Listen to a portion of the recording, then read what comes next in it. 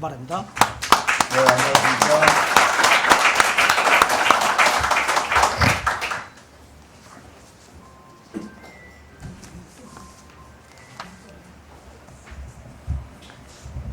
오늘 제가 좀 특이한 경험을 했던 저의 경험담과 함께 지금 인류 모두에게 대두가 되고 있는 식량 문제 그리고 에너지 문제 이 두 가지 방면에 대해서 앞으로 우리의 해결 방안 그리고 어느 정도의 수준에서 이거를 해결할 수 있을지 구체적으로 얘기 후에 자료를 좀 보여드려가면서 얘기를 전해드릴까 합니다.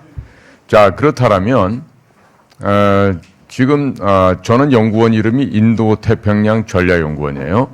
그런데 사실은 글로벌의 각 지역까지도 다 이제 공부를 할 수밖에 없는 그런 상황입니다. 그리고 오늘 전해드리고자 하는 이 식량 에너지 동맹, 과연 이게 왜 필요할지, 그리고 무엇을 어떻게 해야 될지에 대해서 좀 말씀을 드리겠습니다. 전 세계적으로 인구는 기하급수적으로 증가를 하고 있습니다. 그러면 이 늘어나는 인구수에 대비한 식량 자원의 생산, 배분 이런 문제들은 아직 해결을 하지 못하고 있습니다. 특히 지구의 온난화 영향으로 인해서 이 지구는 각종 예상할 수 없는 자연재해, 정말 기기묘묘한 현상들이 각가지의 변화를 겪고 있습니다. 최근에는 미국 캘리포니아 남부 지역이 뭐 월 한 30cm씩 이동을 하질 않나, 뭐 빙하가 녹질 않나, 산불이 나질 않나, 해일이 나질 않나, 꼭 마태복음 24장에 나오는 그런 이야기들이 현재 우리 주변에서 벌어지고 있는 것입니다. 아마 조금 있으면 내년쯤에 일본 열도가 어떤 변화를 겪게 될지도 아무도 모릅니다. 이런 상황인데요. 자, 그런데 우리 인간들이라는 것은 지극히도 탐욕적이고 내일 아침의 일조차 모르면서도 오늘은 배불리 먹으려 하는 이런 욕심들이 많이 있습니다. 자, 우리나라 경우 볼까요?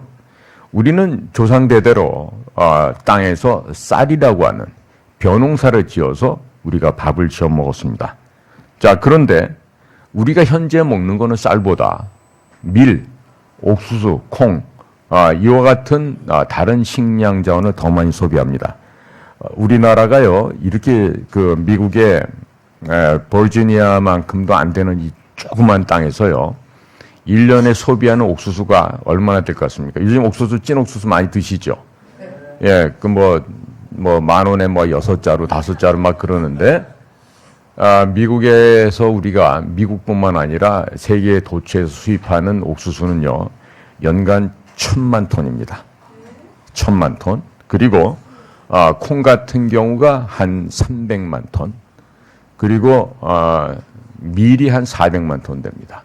자, 그럼 이 세 가지, 뭐, 깨 같은 거 빼고, 다른 거 빼더라도 주요 3대 옥수수, 밀, 콩 세 가지만 해도 1,700만 톤이에요. 그러면 이거를 싣고 오는 곡물 운반선, 벌크선이 있는데 그 벌크선에 실을 수 있는 게 6만에서 한 6만 5천 톤 됩니다. 그 급을 우리가 파나맥스급 벌크선이라고 그러는데요. 그 파나맥스급이라는 것은 미국의 뉴올리안즈에서 나와서 멕시코만을 통과해갖고 파나마 운하를 통과하면 태평양으로 바로 나옵니다. 그런데 그 파나마 운하를 통과할 수 있는 최대 선박의 크기를 두고 우리가 파나맥스급이라 그러는데 그게 6만 톤, 6만 5천 톤 이렇게 됩니다. 얼마 안 돼 보이죠? 부두에 가서 보시면 웬 산 같은 게 하나 와 있어요.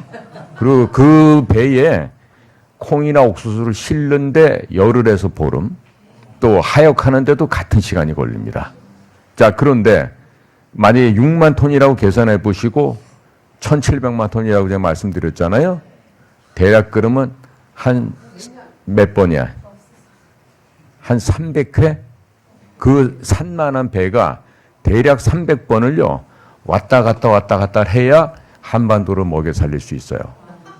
네, 그런데 우리는 지금요. 이렇게 어마어마한 식량을 수입을 해야만 사람과 가축이 먹고 살 수가 있습니다.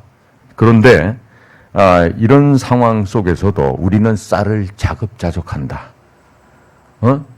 논을 갖다가 좀 없애버려야 된다. 쌀이 남고 돌기 때문에 더 이상 우리는 식량이 필요 없다. 이런 교만한 생각들을 갖고 함부로 떠드는데요. 이게 굉장히 우리가 단견으로 지금 세상을 바라보고 있는 겁니다.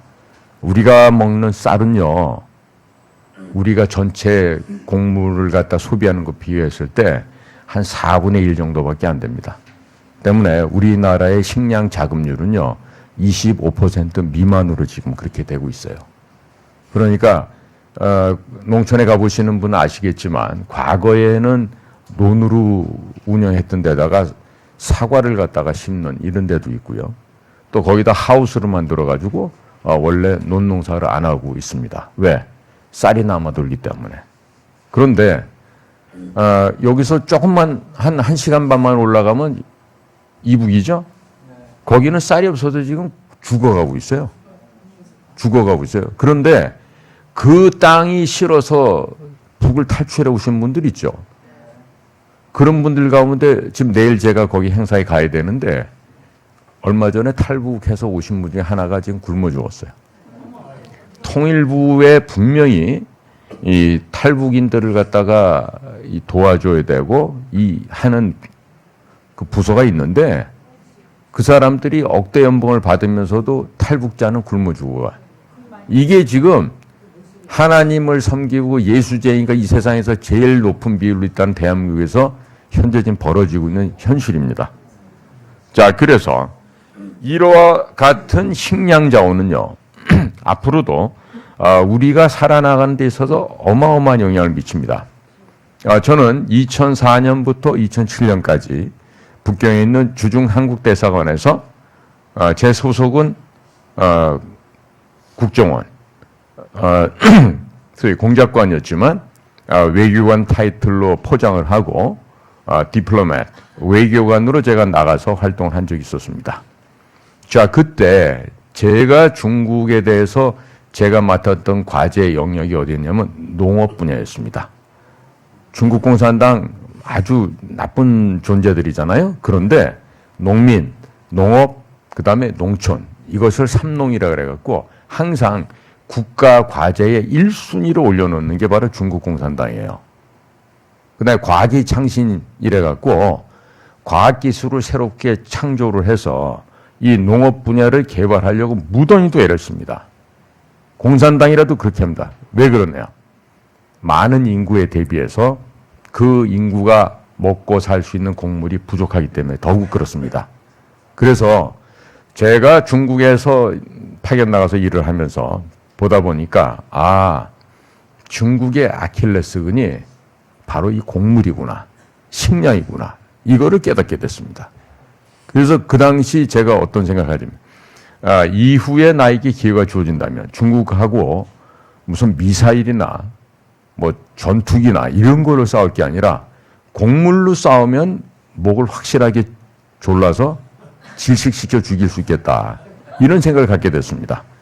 그래서 그런지 몰라도 이명박 정부의 허튼 짓 속에서 저는 국가정보원을 제 스스로 손발을 자르고 그 좋고 빽 좋다는 그 회사를 20년 다니고 때려치고 나왔습니다. 자, 그리고 났더니 하나님께서는 저에게 다른 길을 주셨어요. 기존에 갖고 있던 기득권을 다 버려버리고 손에 쥐고 있던 거 다 버리니까 더 많은 거를 쥘 수 있게 해주시더라고요. 그래서 돈도 더 많이 벌었어요. 응?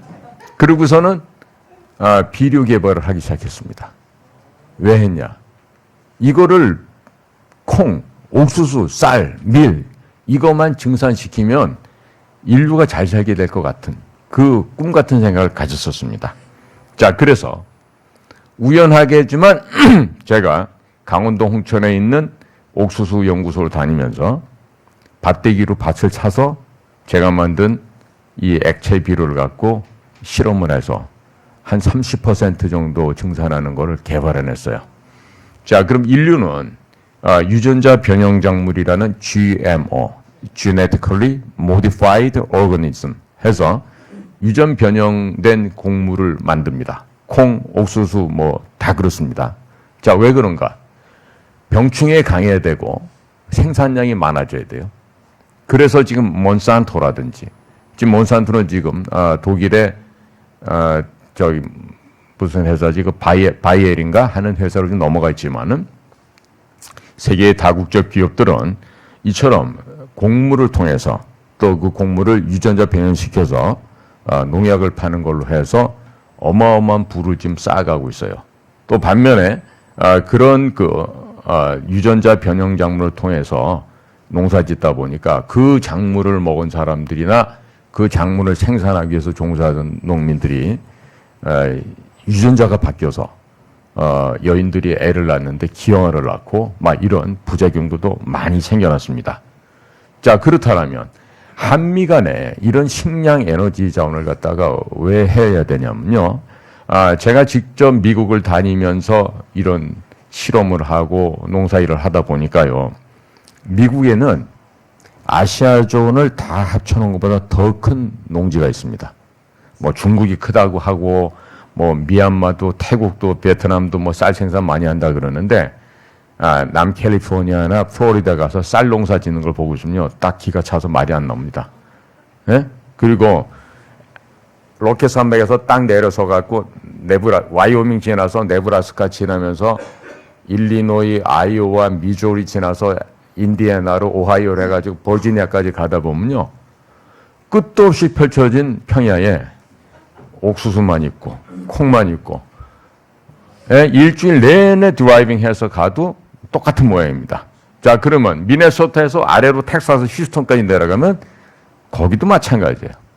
그러니까 미시시피 강이 흘러다니고 콜로라도 강이 흘러오고 각 미국의 하천들이 모여지는 센트루이스까지 딱 중심인데 센트루이스를 중심으로 봤을 때 동쪽이고 서쪽이고 북쪽이고 남쪽이고 전부 다 뭐다? 농지예요. 그러니까 뉴욕의 월스트리트가 미국의 파워다. 미국의 워싱턴 DC가 미국의 핵심적인 세계 파워의 중심지다 얘기하지만 제가 다녀보니까 진짜 미국의 힘은 미국의 옥토에서 나오더라고요. 옥토에서. 그래서 그 미국의 광활한 이 광대한 평야를 활용을 해야 돼. 여러분들 아시다시피 마이크로소프트의 빌 게이츠는요. 미국의 땅을 얼마나 많이 사는지 우리 한반도보다도 큰 땅을 빌 게이츠가 소유하고 있습니다. 그럼 빌 게이츠가 뭐 바람 피느라고 바빴겠지만도 이렇게 농지를 사는 건 왜 그렇겠습니까? 그만큼 농업이 앞으로의 6차 산업이라는 거예요. 1차, 2차, 3차를 다 합쳐놓은 것 똑같은 산업이란 얘기예요. 달나라 우주선도 가는 거 중요하지만 또 뭐 AI를 연구하고 개발하는 과학자들도 필요하겠지만 안 먹으면 다 죽습니다. 그렇기 때문에 먹기 위한 하나의 의식주의 기본이 되는 이 먹거리는요. 그 무엇보다도 중요하다고 하겠습니다. 자, 그래서 우리가 이런 현재 인구가 지금 한 70억이 넘어갔죠? 그런데 이 식량 자원만 제대로 공급이 되면요. 70억이 아니라 100억이라 하더라도 살아갈 수가 있는데 이 지금 아까 목사님도 얘기하시고 우리 성상훈 발행인도 얘기를 했지만 이게 나쁜 생각을 가진 자들은요. 이건 무슨 뭐 농약을 해도 절대적인 목표에 도달이 안 되고 종자를 개량을 해도 그 목표의 수준이 안 되니까 인간은 술을 줄여야 되겠다. 그래서 사람 수를 줄이는 쪽에다가 지금 초점을 맞추고 있다고 보여준다고요. 근데 그건 올바른 정신이 아니죠. 자, 그래서 지금 미국을 가서 보면요. 우리나라보다도 넓은 초지가 풀만 키우는 내셔널 그라스라고 하는 지역이 있어요. 제가 사우스다코다 지역에 가서 그런 걸 봤는데 거기 가봤더니 한 1시간을 시속 100km를 놓고 계속 봤는데 옆에 풀만만 보여. 딴 데 가면 옥수수 밭이거든. 콩밭이고. 근데 거기는 풀만 있어. 왜 그런가 봤더니 거긴 그냥 보존해 주는 거야. 지력을 보존해 주려고. 나중에 가을 돼서 봤더니요. 거기 있는 풀을 또 싹 잘라갖고 이 둘둘 많은 거 있죠. 그래갖고 그렇게 사일러지라 그러나 그걸 가지고 소여물로 쓰더라고요. 근데 그렇게 농사 지을 수 있는 땅이 있어도 안 해요. 그리고 이게 만약에 밭이라 그러면요. 밭에 모서리 부분에 20m, 한 30m 될 것 같아요. 모든 30m, 30m, 30m 해서 거기는 이렇게 도랑같이 파고 곡물을 안 심어요. 우리는 어렸을 때 시골에서 농사 질 때 보면 그 논두렁에 예? 콩도 심고 깨도 심고 그거 깡총깡총 이러고 건너가야 되냐. 그런데 거기는 30m 정도를 다 안 심어 아무것도. 왜? 길에서 뭐가 날라 들어오면 농작물에 해롭다고 혹시 차가 지나다니다가 매연이나 배기가스가 떨어질 수도 있잖아요. 그렇게 안 해요. 그러니까 그렇게 해도 제가 다녀본 미국의 한 30개 주는 전부 다 농사를 어떻게 기계적으로 많이 짓는지 상상을 초월해 버립니다. 자, 그러니까 식량 증산을 한다고 하면요. 땅은 미국 땅을 쓰는 게 저는 바람직하다고 봅니다. 네? 예, 그리고 우리나라처럼 산악지대가 70% 된 이런 나라에서는요. 우리가 근본적으로 대량 생산할 수 있는 여백이 안 돼요. 그러니까 미국 농촌을 보고 있다가 우리나라 와가지고 동진강, 만경강, 호남평 이런 데 가서 보잖아. 왜 그렇게 손바닥만 이렇게 조그매 보이는지. 네?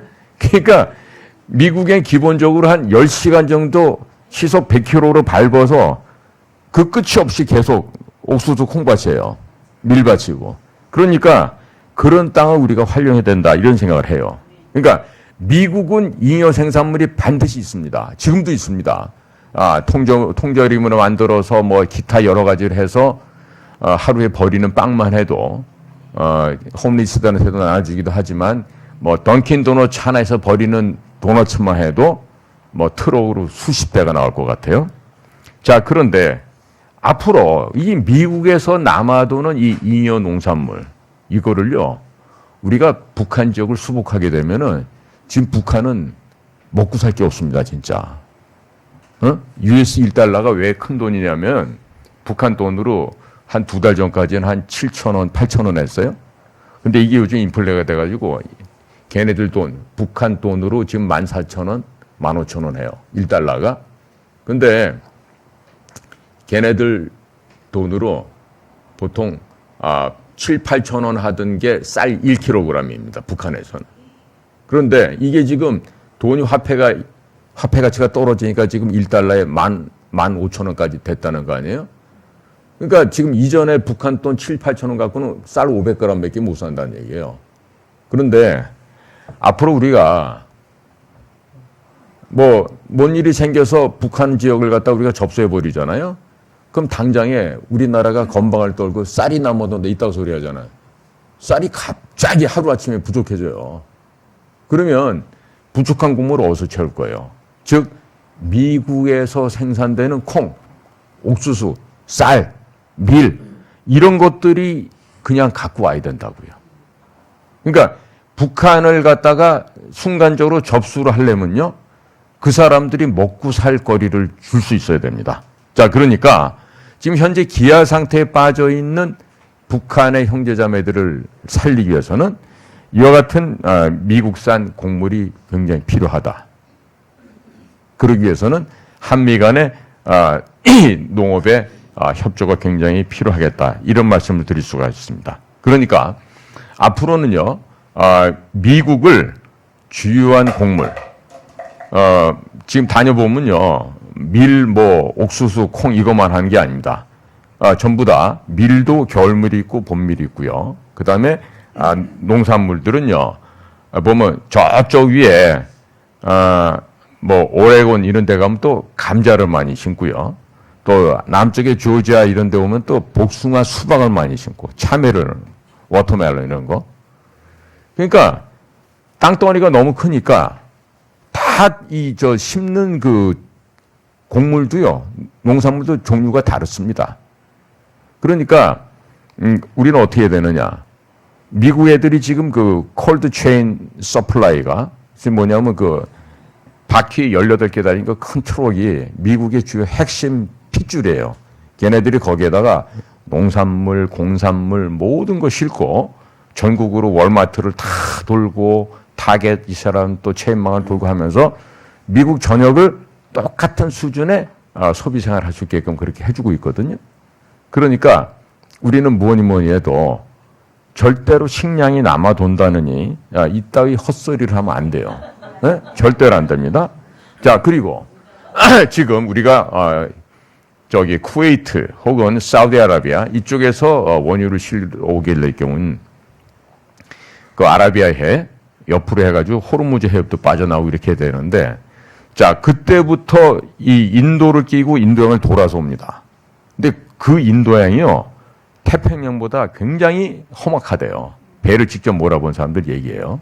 그래서 그걸 돌아서 싱가포르, 말레이시아에 있는 그 해협을 지나서 말레카 해협을 통과해서 딱 남진아해, 동진아해로 올라서면요, 이제 한국이 이제 제주도가 저 앞에 보이는데, 이걸 요즘에 중국 애들이 망동을 부리고 있잖아요. 제1도련선, 제2도련선 해갖고 국제공해를 중국 자기네 바다라고 이렇게 억지 춘향이를 주장을 하고 있어요. 그런데 걔네들이 조금만 더 한 발짝 더 나가면은 거기에 들락거리는 일본과 한국의 물품을 실어 나르는 화물선이나 또 석유를 싣고 오는 유조선 탱커나 이런 것들을 방해할 수가 있다고.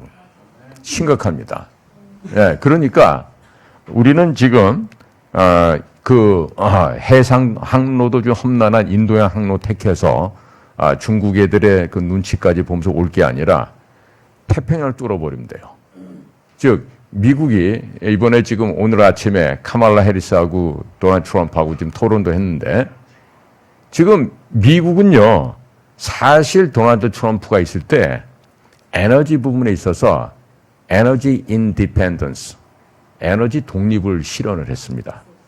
덕분에 사우디아라비아라든지 중동에서 실어오던 그 유조선들이요 할 일이 없어갖고 멕시코만 파나마 근처에 거기서 섬을 이루고 놀고 있었다고. 그런데 바이든이 되자마자 캐나다에서 이 공급해오던 그 파이프가 있습니다.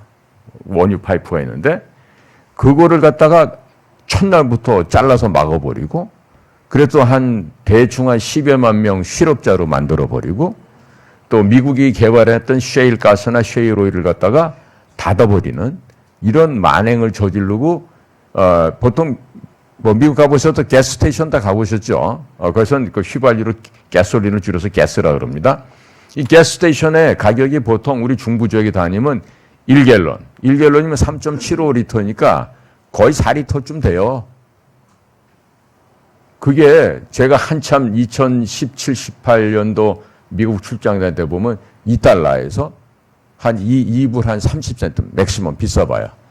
그러던 게 지금 캘리포니아에서 7달러. 목사님 살고 계셨던 뉴저지나 뉴욕에서는 막 5불, 6불 이렇게 가스값이 올라가요.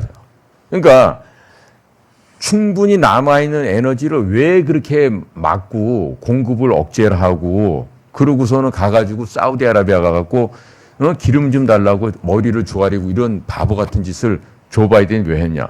왜? 본인이 결정권이 없으니까 그런 거예요. 바지 사장이니까. 뒤에서 형님들이 시키는 대로 할 수밖에 없거든. 그러니까 미국이 지난 3년 반 동안 망한 거예요. 오늘 마지막 2분짜리 언급을 하랬더니 도널드 트럼프가 얘기를 하더라고. 뭐 카말라가 뭐 앞으로 이것도 하고 저것도 하고 뭐 그러니까, 아니 너 그동안 부통령 아니었어? 3년 반 동안 뭐 했니? 그거 왜 안 했니 그거? 할 수 있는 것도 왜 안 했어? 카말라 해리스 같은 경우 지금 보도 자르라 그래가지고 국경선의 황제라는 거 아니에요. 근데 지금 몰래 들어온 게 한 2천만 명 되는데 정확하게 통계 잡힌 것만 1,000만이고, 그 다음에 비행기로 실어 나는 게 한 35만 된다 그래요. 그럼 비행기로 왜 실어 날랐을까? 그러니까 그 사람들 지금 일리걸 이미그런트라고 그래요. 그러니까 불법 이민자라는데 정확한 표현은 이미그런트가 아니라 크리미널이에요. 불법 범죄인들이라고 대부분. 그래서 뭐 남미에 있는 베네수엘라다, 뭐 엘살바도르다, 온두라스다, 뭐 과테말라다, 뭐 이런 데서 막 살던 범죄인들, 범죄 조직 애들이 미국을 넘어오는데, 자 거기에 또 안 빠지는 애들 있죠. 중국 공작원들, 차이나 공작원들이 또 그 멕시코 국경을 통해서 어마어마하게 넘어갔어요. 그 지금 걔네들한테 드라이브 라이센스 주면서 이번에 다 투표시킬 거야 아마. 그러니까 우편 투표 대신에 그렇게 해갖고 지금 판을 엎어보겠다는 게 지금 민주당의 생각인데, 자 이렇게 지금 문제가 어렵게 지금 꼬여가고 있는 겁니다. 자 그러니까 우리가 이 식량과 에너지 이 문제를 고려해 본다면요, 미국에서 생산하는, 사실 트럼프가 있을 때 중동 국가보다 미국이 생산이 더 많았었습니다. 그리고 기름값이 떨어졌고요. 그리고 결국에 이 주유소에서 사람들마다 그 차에 기름 넣는데 그 가격이 바로 민심 동향을 체크할 수 있는 바로미터예요, 그게. 그런데 지난 3년 반 동안 완전히 그 기본 질서가 다 깨져버린 겁니다. 깨져버린 거예요. 그러니까 지금 미국에서도 선거를 앞두고서 지금 사람들 보는 게 경제 누가 잘할 것 같아? 아무도 민주당이라고 얘기 안 해요. 그 다음에 석유값은 어떻게 될 것 같아? 애들 학교에 급식 내는 값은 어떻게 될 것 같아?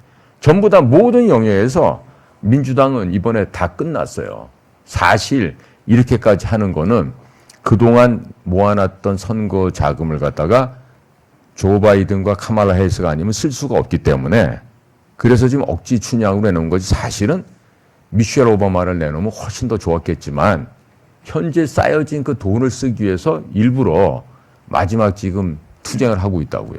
어찌 보면 민주당은 자기들이 당선될 수 없다는 것도 알 겁니다. 그런데 왜 하겠으며?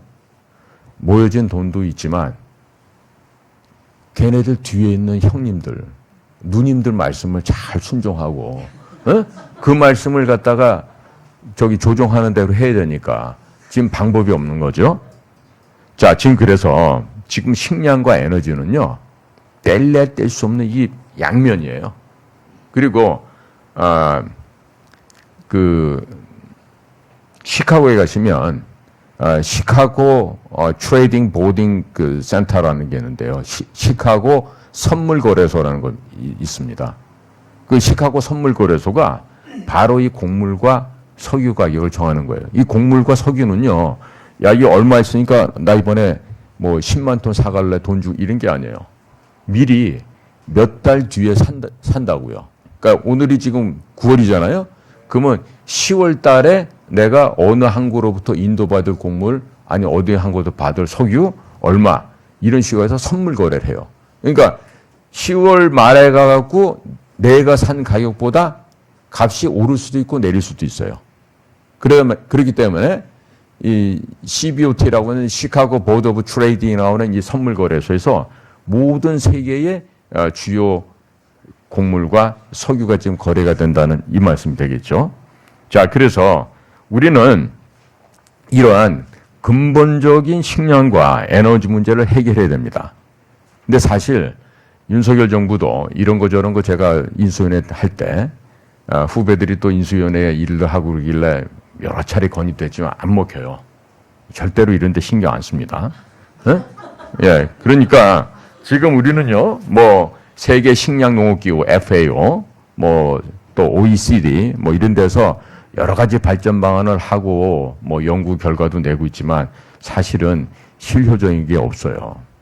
그래서 제가 오늘 우리 세미나에서 드리는 얘기는요, 자, 이런 거를 해결하기 위한, 즉 식량, 그러니까 에너지는 미국이 현재 도널드 트럼프 때 하던 식으로만 해도 충분히 에너지가 뿜어져 나오기 때문에 전혀 문제될 게 없어요. 그러니까 우리는 가서 잘 사서 중동산 대신에 대체해서 미국 걸 갖고 오고, 그다음에 미국이 필요한 돈을 벌게 해주고, 그다음에 버는 돈으로 야, 우리 AI 칩도 좀 사가, 우리 자동차도 좀 사가, 우리 공산품도 사가면서 서로 윈윈할 수 있는 이런 구조를 만들면 좋은 거예요.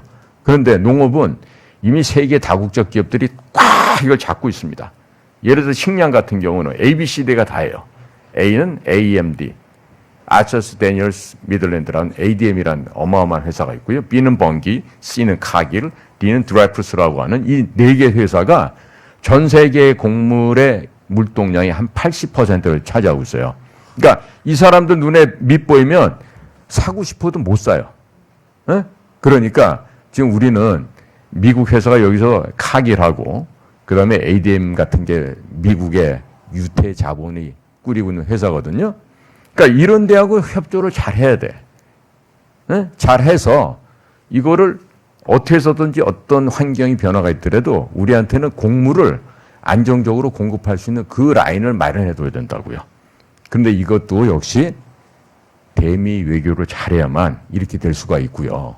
그리고 지금 제가 바이오 퍼틸라이저, 생물 비료 혹은 바이오 페스티사이드 이런 그 성장 보조제 이런 분야에서 저도 이제 공부를 하다 보니까 이게 결국에는 비료로 나가서 진출을 하면 싼 값에 그리고 농민들이 기쁨을 만끽할 수 있는 결과를 만들 수가 있고 그리고 우리가 필요하는 밀, 콩, 옥수수, 쌀 이와 같은 주요 작물의 생산량을 한 30% 정도 늘릴 수가 있는 겁니다.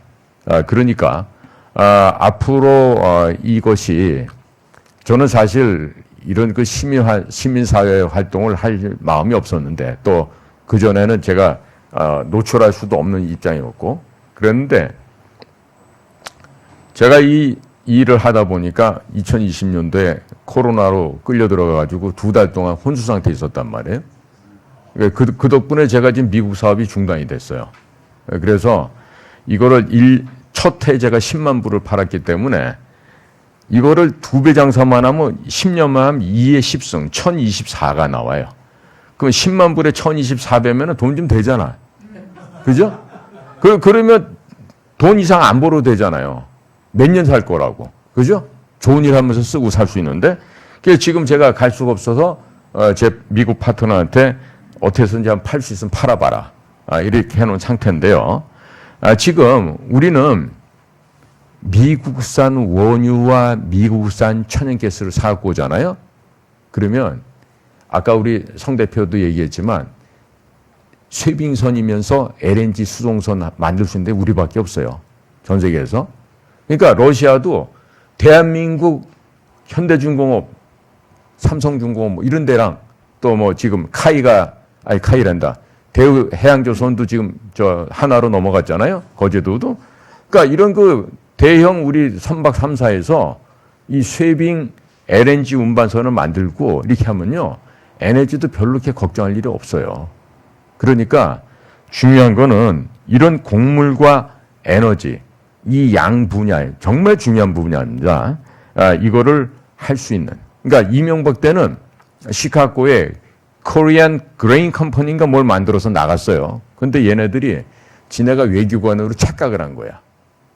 무슨 착각을 했냐? 그냥 주말에 평일에 시간만 나면 골프장 가고, 어? 그 다음에 뭐 레스토랑 가가지고 포도주 딸고 건방 떨고 이런 거가 지들이 외교관인 줄 아는 거야. 그런데 제가 직접 제 회사는 지금 아이오와에 있어요. 아이오와도 그렇고 제 친구들 보면은 뭐 그냥 다니는 게 청바지에다가 뭐 티 하나 입고 모자 쓰고 그 트럭 타고 다니거든. 그 한번 추수감사절 때 초청을 해서 가봤더니 사모님은 캐딜락 중에서 최고 좋은 캐딜락을 타고 다니고 집도 봤더니 뭐 그냥 뭐 말들이 뛰어놀 만한 마당이 있는 그런 집이야. 그럼 제 파트너네 집은 가면은 축구장 한 10장 정도 되는 호수가 있어요. 그게 집안 정원이야. 그러니까 그 미국 사람들 사는 수준은요. 뭐 여기서 뭐 강남에서 뭐 나 타워팰리스 살고 뭐 우리 집이 뭐 몇십억인데 거기 가면 그런 얘기하면 큰일 납니다. 예? 예, 그래서 자 제가 말씀을 좀 마무리 짓게요. 우리는 뭘 해야 한다? 에너지와 식량을 태평양을 통해서 가져오는 길을 해야 된다. 예. 제가 지금 아까 우리 김 지사님한테 사진 자료를 좀 보내줬는데 한두 가지만 좀 보여드릴게요. 거기 첫 번째 거 보내드렸던 그 지도 좀 한번 좀 펼쳐봐 주시겠어요? 네. 이게 지금 뭐냐면 일드맵이라 그래갖고 생산 지도예요. 약간 그 점이 이렇게 찍힌 것처럼 보이는 데는 뿌린 데고 색깔이 좀 선명히 나온 데는 안 뿌린 점입니다. 그러니까 저게 보통 뭐 150에이커, 180에이커 그러면 축구장 150장, 축구장 180장 정도 사이즈예요. 그러니까 그거를 절반을 딱 쪼개갖고 한쪽에는 제가 만든 액체비를 뿌리고 한쪽에는 안 뿌린 거예요. 그 다음에 색깔이 초록색에 가까울수록 생산량이 많은 거고 빨갈수록 생산량이 떨어지는 겁니다. 저런 것들은 그 같은 밭 안에서도 그 토양 성분이 차이가 있어서 똑같은 비료를 주고 해도 저런 차이가 납니다. 보면은요, 대개가 평균적으로 저게 2017년도 작품인데 저 때 했던 거 보니까 뿌린 거랑 안 뿌린 거 차이가 보통 10에서 15부실 차이가 나요. 에이커당. 그러면 1부셀, 1부셀은요 50kg이라고 생각하시면 10부셀이 더 나왔다 그러면 얼마예요? 500kg가 더 나왔다는 얘기죠. 그런데 저게 지금 사이즈가 100에이커다 해도 그럼 어떻게 됩니까? 500에다가 100을 하면은 5만 킬로가 더 나오는 거예요. 5만 킬로 더 나오면 50톤이에요, 50톤. 네? 자, 그래서 2017년도에 저런 걸 해봤던 우리 미국 친구들이 저기 2018년도 거 뒤에 거 한번 좀 보여주시겠어요? 요거는 콩하고 이 사진입니다. 저 왼쪽에가 콩이고 오른쪽이 옥수수인데 저 왼쪽에 있는 저 사진이 작아 보이죠? 저게 지금 한 320에이커니까 축구장 300장이 넘는 사이즈예요. 근데 저기서 저거를 보러 갈 때 2018년도에 국제 전화가 왔어요. 왜 그래 그랬더니 야, 너 때문에 농사 망했어. 이러는 거야. 근데 목소리가 굉장히 즐거워. 왜 얼마나 망했어? 내가 갚아줄게. 그랬더니 딴 말 하지 말고 빨리 들어와. 에이커당 81부쉘이 나왔다는 거야. 에? 콩밭에서는요 평균적으로 풍년이다 그러면 50에이커만 나와도 대풍이다 그래요, 미국에서. 그런데 80에이커가 나왔으니까 80부쉘이 나오니까 단위 면적 에이커당 축구장 한 장당 30부쉘 정도 더 나온 거예요. 그러면 30부쉘이면 5, 35, 1500kg 맞죠? 그러면 1500kg가 300장이야. 저 300에이커 넘으니까 그럼 얼마야? 계산이 안 돼. 근데 미국에서 저런 정도의 밭은요, 미국 항공사진에서 이렇게 볼펜 점 하나도 안 돼. 크기가. 에? 그러니까 저 중부 지역에서는 볼펜 하나 점으로 찍어도 얘보다 커요. 얘보다 크다고. 그러니까 그 미국 땅 같은 데서 우리가 농사를 지어서 전 세계에 못 사는 나라 공급을 해야 돼요. 그러니까 유전자 변형하지 않고 할 수 있다는 얘기입니다. 그래서 네. 저거를 제가 전공을 중어중문학을 했는데요. 제가 중국 가서 중국 농업을 보다 보니까 갑자기 농학자가 된 겁니다. 저기 집사님 저 책자가 해놓은 거 좀 보여주시겠어요? 옥수수하고 콩 나온 거. 예. 왼쪽이가 옥수수, 오른쪽이 콩인데요. 우리 어머님들이 임신했을 때 애들을 튼튼한 애들 낳으려면 임산부 시절에 잘 드셔야 되잖아요. 마찬가지예요. 작물도 임신할 때, 즉 수정 수분을 할 때 그때 이 액체 비료를 물에 섞어서 200배 희석을 해요. 200배 희석해갖고 걔네들 그 스프레이 뿌리는 기계가 보통 한 5만 리터, 7만 리터 들어가, 통 하나가. 그러니까 그런 거를 갖고 옥수수 위에서 뿌려버려요. 콩 위에서 뿌려버리고 그러면 영양분이 쫙 몸에 붙으면서 식물이 그 임신할 때, 그러니까 옥수수알이 갑자기 500알 달리던 게 1000알이 달리는 건 아니에요. 500알 똑같이 달리는데 끝에까지 달리고 크게 달려. 튼튼하게. 콩도 마찬가지야. 콩도 꽃이 막 펴서 이 줄기와 줄기 사이가 벌어져서 또 분호를 하고 가지치고 이렇게 나갈 때 꽃이 극성한다고요. 보통 어른 키로 한 허벅다리 정도 높이인데 그때쯤 뿌려주면 저 콩이 깍지가요. 딴 데쯤은 뭐 예를 들어서 요 줄기에 이파리 사이에 두고 하나씩 두 개씩 다니. 저기는 보면은 포도송이처럼 4-5개씩 달려. 왜? 그만큼 결실이 높아진다는 거거든. 응? 네. 집사님, 그럼 이따가 옥수수 저 사진 비교해 놓은 것 좀 내려봐 주실까요? 근데 저거를 예, 이 지금 아래쪽에 있는 옥수수들은 제가 무작위로 들어가서 팔을 벌리고 딴 거예요, 그냥 랜덤으로. 그리고 안 뿌린 데서 딴 거는 위에처럼 저런 모양이 돼요. 그러니까 부잣집 도련님이 인물도 좋다고. 얘네들도 보면은 이 곡물들도요. 그래서 관심을 갖고 저렇게 해줘야 돼요. 근데 저거 우리 막 화학비료 쓰잖아요. 저는 막 건강기능식품이라든지 뭐 약품이라든지 여자들 화장품에 들어가는 좋은 그 인지질이 있어요.